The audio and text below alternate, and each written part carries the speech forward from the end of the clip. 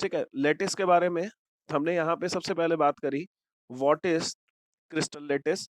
फिर हम लोग बात करेंगे व्हाट आर लेटिस पॉइंट्स, और लेटिस पॉइंट को ज्वाइन करके हमें क्या मिलती है, 3D ज्योमेट्री मिलती है। ये कोई भी सॉलिड होगा वो 3 डायमेंशन में अरेंज होगा, हाँ या ना।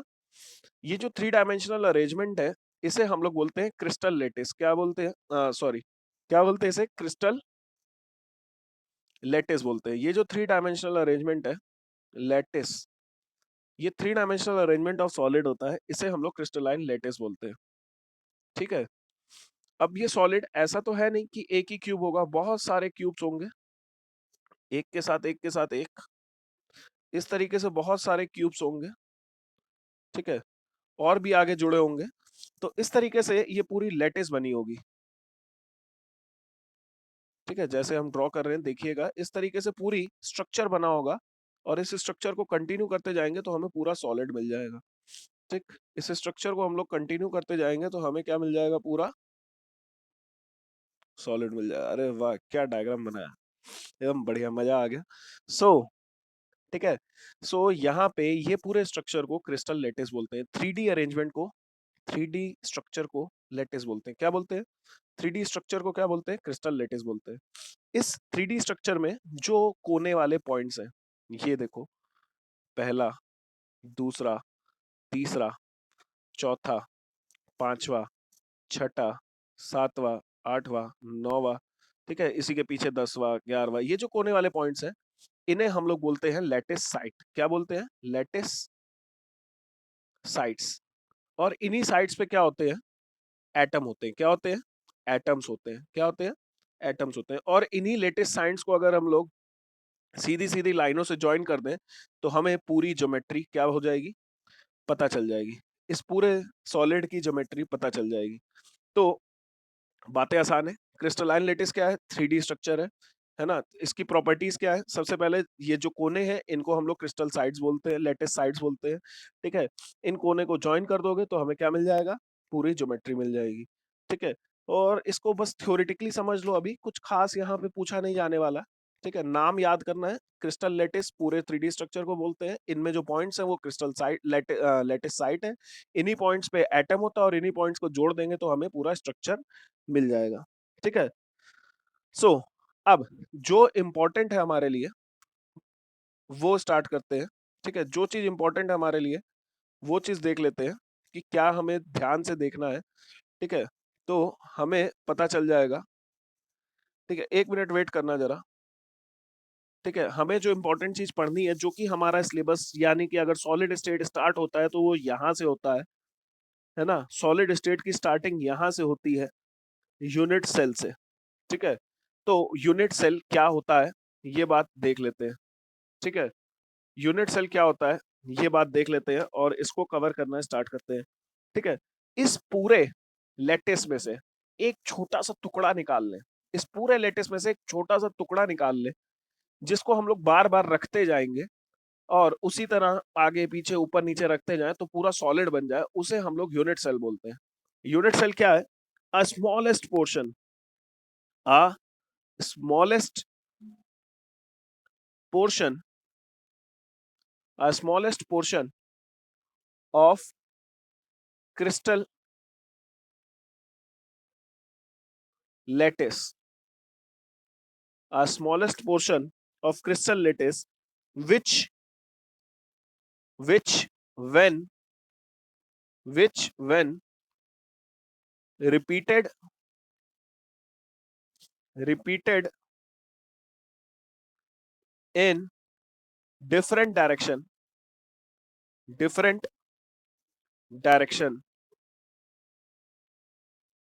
forms an entire lattice, अरे entire crystal lattice of solid। समझ रहे हो, समझो समझो, सबसे पहले ये पूरा घर था। ठीक है, ये घर के एकदम कोने, टॉप, ये पॉइंट्स थे जहां पे एटम्स रखा है। इस पूरे घर को हम लोग क्रिस्टल लेटिस बोल रहे हैं। अगर हम इस घर की एक ईंट निकाल लें, एक ईंट निकाल लें और उस ईंट को बार बार ऊपर नीचे रखते चले जाएं, और वो जो ईट है ना, उसी को हम लोग क्या बोलेंगे, यूनिट सेल बोलेंगे। स्मॉलेस्ट पोर्शन, सबसे छोटा पोर्शन, इस पूरे घर की दीवारों का सबसे छोटा पोर्शन जिसको निकाल लें और उसको बार बार ऊपर नीचे आगे पीछे रखते चले जाएं, तो उसे हम लोग क्या बोलेंगे, यूनिट सेल बोलेंगे। क्या बोलेंगे, यूनिट सेल बोलेंगे। ठीक है। सो बेसिकली यूनिट सेल आप सबको समझ में आ रहा होगा। जल लेते हैं सबसे पहले प्रिमिटिव यूनिट सेल, या फिर हम लोग इसे एक और भाषा में जानते हैं सिंपल यूनिट सेल। चलिए इसको समझने की कोशिश करते हैं। जरा मैं कुछ एक इमेज दिखा रहा हूँ, जरा इमेज को देखते हैं, फिर इसको डिस्कस करना स्टार्ट करेंगे। ठीक है, एक इमेज देखिएगा जरा।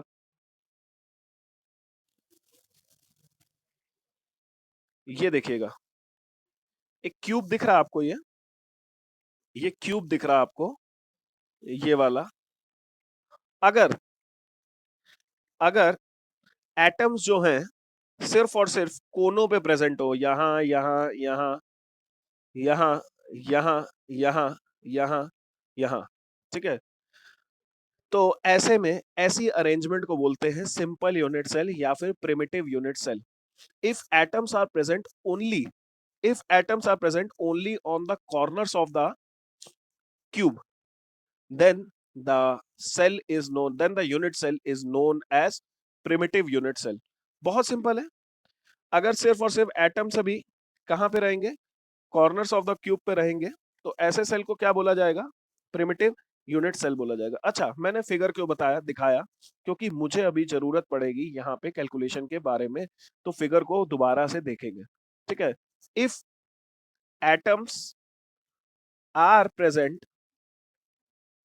present only at the corners of the unit cell,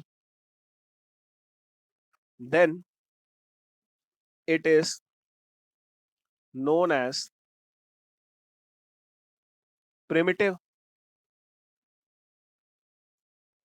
unit cell।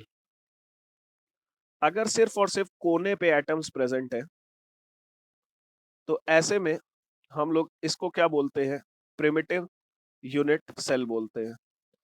ठीक है, जब भी कोई ऐसा सॉलिड है, ठीक है, अब जैसे कि NaCl है, NaCl प्रिमिटिव यूनिट सेल है। ठीक है, इसी तरह BeCl है, BeCl2 है, ये बॉडी सेंटर्ड यूनिट सेल है। तो हर सॉलिड अलग अलग तरीके का होता है। ठीक है, तो हमें डिफरेंट डिफरेंट सॉलिड्स के बारे में पढ़ना है, तो इसके लिए हमें डिफरेंट डिफरेंट यूनिट सेल्स के बारे में पढ़ना पड़ेगा। ठीक है, अगर सिर्फ और सिर्फ कोनों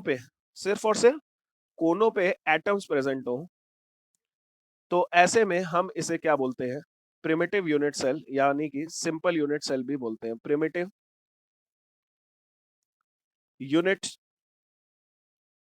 सेल। ठीक, चलिए अब बात आती है, सर आपने बहुत अच्छे से बता दिया प्रिमिटिव यूनिट सेल आते हैं, अब आगे आप बताइए क्या करना है। नंबर ऑफ एटम्स कैलकुलेट करने हैं इन प्रिमिटिव यूनिट सेल। ठीक है, नंबर ऑफ एटम्स हमें क्या करने हैं, कैलकुलेट करने हैं। एक यूनिट सेल में कितने एटम्स होंगे, ये बातें हमें डिस्कस करनी है। चलिए एक डायग्राम वही वाला फिर से देखते हैं। ठीक है, वही डायग्राम फिर से देखते हैं, जरा देखिएगा। ये है पूरा एक यूनिट सेल, दिख रहा है। इस यूनिट सेल में यहाँ पे देखिएगा, ये सी वाला डायग्राम है, ये पूरा एक यूनिट सेल है। इस यूनिट सेल में देखिए, ये पूरा एटम नहीं आया है, ये एटम का कुछ पोर्शन ही आपके कट के अंदर आ पाया, ये दिख रहा है। ठीक है, इस यूनिट सेल के अंदर पूरा एटम नहीं आया है, इस एटम के अंदर कुछ ही पोर्शन ये कट के आया है, दिख रहा है। चलिए, सो बच्चा मत ड्रॉ करिए, जो भी ड्रॉ कर रहा है साथ में। ठीक है, पिछली वाली जो हमारी आईडी खराब हुई थी, वो हमने छेड़खानी ही करी है उसमें। सो चलिए देखिएगा, तो इस तरीके से हमारे पास एटम्स इसके अंदर अरेंज है। ठीक है, अब आप बताइएगा कि हर हर जगह देखो, हर कोने पे सेम एटम है, यहाँ पे भी सेम एटम है, इस कोने पे भी सेम एटम है, इस कोने पे भी सेम एटम है, इस कोने पे भी सेम है, इस कोने पे भी, इधर भी और एक नीचे वाले कोने पे भी। ठीक है, टोटल 8, 4 ऊपर 4 नीचे, सभी जगह सेम एटम है। ठीक, अब हर देखिए, एक एटम अगर मैं यहाँ पे देखूं ये टोटल कितने यूनिट सेल है, ये ऊपर वाला डायग्राम देखिएगा, यहाँ पे ये ऊपर वाला डायग्राम देखिए, दिख रहा है। यहाँ पे मैं पूछूं कितने यूनिट सेल है, आप कहोगे सर एक सबसे पीछे है, ये 2 है, ये 3 है, ये 4 है ना, इसी तरह नीचे एक 5, 6, 7 और 8। ये अगर हम एक कोने पे एटम रखते हैं तो ये कितने लोग शेयर कर रहे हैं, कितने यूनिट सेल में आ रहा है? आप कहोगे sir each atom, each atom shared by, कितने लोग शेयर कर रहे हैं मिलके, शेयर्ड बाई 8 सेल। देख रहा है यहाँ पे कितने सेल है, पहला पीछे, फिर दूसरा आगे, तीसरा पीछे, चौथा आगे, पांचवा, छठा, सातवां, आठवां। ये 8 लोग शेयर कर रहे हैं, 4 नीचे 4 ऊपर, तो एक सेल में कितना आएगा, 1/8 आएगा। कितना आएगा, 1/8 आएगा। ठीक है, आप जरा समझने की कोशिश करिए कि ये जो एटम है, अगर सिर्फ इसके यूनिट सेल के अंदर की बात करें तो सिर्फ इतना पोर्शन इसके अंदर आ रहा है, बाकी बाहर जा रहा है। ठीक है, so each atoms is shared by, कितने यूनिट सेल शेयर कर रहे हैं, बाई 8 यूनिट सेल। ठीक है, number portion of atom, portion of atom, तो एक एटम एक यूनिट सेल में, एक यूनिट सेल में कितना एटम आएगा इन 1 यूनिट सेल? अगर 8 लोग शेयर कर रहे हैं तो एक में कितना आएगा, 1/8 आएगा। ठीक है, so total number of atom, total number of atom in unit cell is equals to number of atoms into portion of each atom। Her atom का कितना पोर्शन है अंदर, 1/8, इसका कितना पोर्शन अंदर है, 1/8, इसका कितना पोर्शन अंदर है, 1/8, इसका कितना अंदर है, 1/8। ठीक है, पोर्शन ऑफ ईच एटम, इसका 1/8, इसका 1/8, इसका 1/8, इसका 1/8, इसी तरह इन चारों का भी 1/8। टोटल कितने हैं, टोटल कितने हैं, 1, 2, 3, 4, 5, 6, 7, 8, टोटल 8 है। और हर में कितना पोर्शन अंदर मिल रहा है, सिर्फ 1/8 मिल रहा है। यानी कि टोटल मिलके अगर बोला जाए एक पीसीसी में, एक प्रिमिटिव यूनिट सेल में कितने एटम्स होते हैं, तो आप कहोगे सर 1 एटम होता है। नेक्स्ट हेडिंग डाल लेते हैं, नेक्स्ट हेडिंग डाल लेते हैं। सबसे पहले प्रिमिटिव पढ़ लिया है ना, अब दूसरी हेडिंग डाल लेते हैं, body centred, body, body centred unit cell. बेटा अभी बहुत सारी कैलकुलेशन करनी है, अगर आपके दिमाग में इमेज क्लियर नहीं होगी तो कैलकुलेशन की बैंड बच जाएगी। ठीक है, आपको बहुत सारी कैलकुलेशन करनी है अभी, सो ध्यान दीजिएगा। ठीक है, so body centred unit cell के बारे में बात करते हैं। बॉडी सेंटर्ड नाम से ही समझ में आ रहा है। ठीक है, if if atom is present at each corner, eight each corner and one atom is present inside the unit cell, then it is called body centered, body centered unit cell। ठीक है बच्चा, अगर एक ऐसा यूनिट सेल है, एक ऐसा unit cell है जिसके चारों आठों कोनों पे, जिसके आठों कोनों पे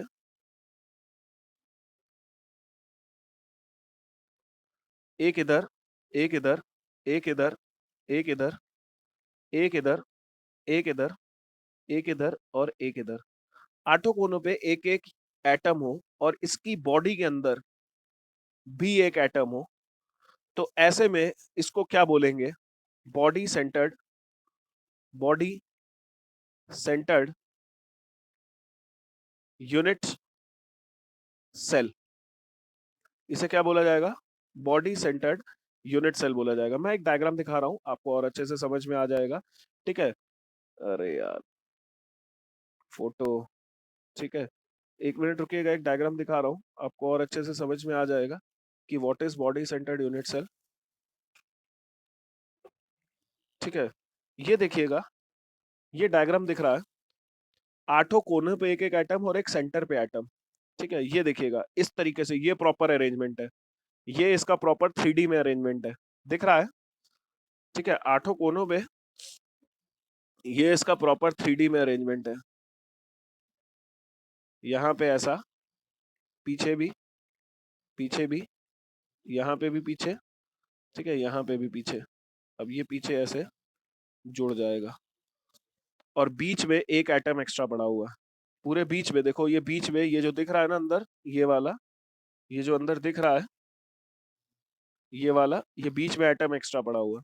चलो इसको और अच्छे से साफ साफ देखो, ये देखो, अगर सिर्फ एक यूनिट सेल की बात करें, सिर्फ एक यूनिट सेल की बात करें, तो यहाँ पे 1/8 यहाँ पे है बेटा, ये पूरा एटम तो है नहीं, इस एटम को 8 लोगों ने मिलकर शेयरिंग कर रखी है, तो 1/8 एटम यहाँ पे है, 1/8 एटम यहाँ पे है, 1/8 एटम यहाँ पे है, 1/8 इधर है, 1/8 इधर है, 1/8 मतलब पूरा नहीं है, अब एक का 8वां पार्ट यहाँ पे है, एक नीचे और उधर कोने में भी होगा, ठीक है, 1/8, और बीच में एक पूरा एटम है, एक पूरा एटम बीच में है, ठीक है, बीच में पूरा एक एटम है, ठीक। सो ये पूरा इसका स्ट्रक्चर है, ठीक है, मेरे हिसाब से, हाँ, यानी कि टोटल 2 है। हालांकि बच्चे बाद में बहुत गलती करते हैं, जब मैं इसको डिस्कस करता हूं कि हाँ बॉडी सेंटर्ड था, मैंने 2 से मल्टीप्लाई कर दिया, तो आप लोग फिर पूछते हो कि सर बॉडी सेंटर्ड क्या है? ठीक है, तो यहाँ पे नंबर ऑफ एटम्स के बारे में बात करेंगे, नंबर ऑफ एटम्स के बारे में बात करेंगे, नंबर ऑफ एटम्स कितने आ जाएंगे? 1/8 इधर है, और ये टोटल ऐसे कितने हैं? 1 2 3 4 5 6 7 8, टोटल ऐसे 8 है, प्लस एक पूरा सेंटर पे है, तो टोटल आ जाएगा 1 + 1 that is 2। Total number of atoms कितने हैं यहाँ पे? 2 एटम्स आने वाले हैं, है ना? सो जल्दी से मैसेज करिएगा, जल्दी से मैसेज करिएगा, लास्ट हेडिंग डाल लेते हैं, face centred unit cell, face centred unit cell, face centred unit cell, ठीक है, face centred unit cell.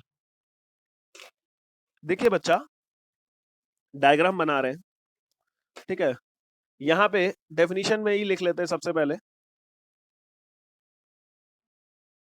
Atoms are present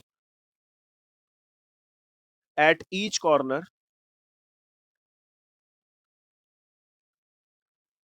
and at each face of cube। ठीक, फेस, अच्छा क्यूब के कितने फेसेस होते हैं? फेस, कितने चेहरे होते हैं? ठीक है, चलो किसी को अगर आंसर बताओ तो चैट में बता सकते हो, एक क्यूब के कितने चेहरे होंगे? अच्छा, ठीक है, 6 होते हैं, सबको पता है, चलिए वेरी गुड, 6 होते हैं, है ना, तभी डाइस पे 6 नंबर ही लिखे जाते हैं, ठीक है, एक क्यूब में 6 चेहरे होते हैं, ठीक है। अब सबसे पहले तो हर कोने पे एक होना चाहिए, एक इधर, एक इधर, एक इधर, एक इधर, एक इधर, एक इधर, एक इधर और एक इधर। अब उसके बाद अगर इस फेस पे भी एक बना दे, इस फेस पे भी एक बना दे, इस फेस पे भी एक एटम बना दे, हालांकि पूरा एटम बनेगा तो बाहर चला जाएगा ऐसे, इस फेस पे भी एक एटम बना दे, इस फेस पे भी एक एटम बना दे, थोड़ी सी मेरी ड्राइंग गंदी हो गई है, पर आप लोग समझ जाओगे, मुझे पता है बहुत होशियार हो। ठीक है, अगर हम पूरा एटम बनाते तो ऐसा बना देते, ये ऐसा, पर ये एटम बीच से कटा हुआ है, मतलब इसके अंदर से वो आधा आएगा और आधा बाहर चला जाएगा। ठीक है, तो ऐसे में जो बनता है उसे हम लोग क्या बोलते हैं? फेस सेंटर्ड यूनिट सेल बोलते हैं। ठीक है, अब एक फोटो देखते हैं और डिस्कस करते हैं, इसको कंप्लीट कर लेते हैं, फेस सेंटर्ड यूनिट सेल को। ठीक है, फेस सेंटर्ड यूनिट सेल देखिएगा, ये डायग्राम है, ये डायग्राम है, दिख रहा है? इस डायग्राम को जरा ध्यान से देखिए। एक ये फेस में एक आधी कटोरी, इधर फेस, तीन फेस दिखाई नहीं गए हैं। एक नीचे फेस है, एक इधर, ठीक है, एक नीचे फेस है, एक इधर फेस है, और एक इधर पीछे फेस है। ठीक है, तो 3D स्ट्रक्चर है, जरा समझो। ठीक है, ठीक है, आधी कटोरी है। ठीक है, तो अब यहाँ पे आधी कटोरी कितनी जगहों पे होगी? कितने फेसेस हैं टोटल? कितने फेसेस हैं? 6 फेसेस हैं। कितने फेसेस हैं? 6 फेसेस है। आधी कटोरी कितनी जगह पे है? 6 जगहों पे है। तो टोटल एटम कितने होंगे? 3 होंगे। ठीक है, आधी कटोरी कितनी जगह पे है? ठीक, सो यहाँ पे ये जो है, आप जरा देखिएगा, ये जो हाफ है, ये जो फेस पे एक सेल है, देखो हुआ क्या, ये फेस पे एक सेल है, दिख रहा है? चलिए, अब इसको देखते हैं और कॉपी में लिख लेते हैं। नंबर ऑफ एटम्स, यहाँ पे आगे भी एक फेस आएगा, एक फेस पीछे भी आएगा। ठीक, यहाँ पे मैं अच्छे से ड्रॉ नहीं कर पाया हूं। 1 2 3 4, एक आगे का फेस और एक पीछे का फेस। ठीक, तो यहाँ पे number of atoms, number of atoms in face centred unit cell. ठीक है, विकास का आंसर आ गया, सही है, 4 होंगे टोटल। तो सबसे पहले तो कॉर्नर वाले 8 into portion of unit cell at each corner, plus face कितने हैं? 6 फेसेस, और हर फेस पे कितना है? पोर्शन ऑफ यूनिट सेल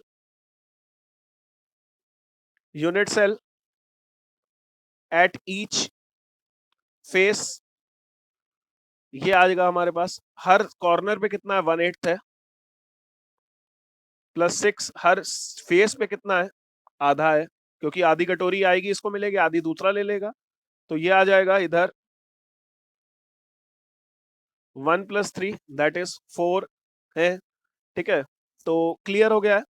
यानी कि अगर हम शॉर्ट में कहें तो प्रिमिटिव यूनिट सेल में कितने हैं? 1 है। बॉडी सेंटर्ड यूनिट सेल में, ठीक है, कितने हैं? 2 हैं। और फेस सेंटर्ड यूनिट सेल में कितने हैं? 4 है। तो ये बातें आपको ध्यान रखनी है। ठीक है, तो यही था हमारा। अब इसके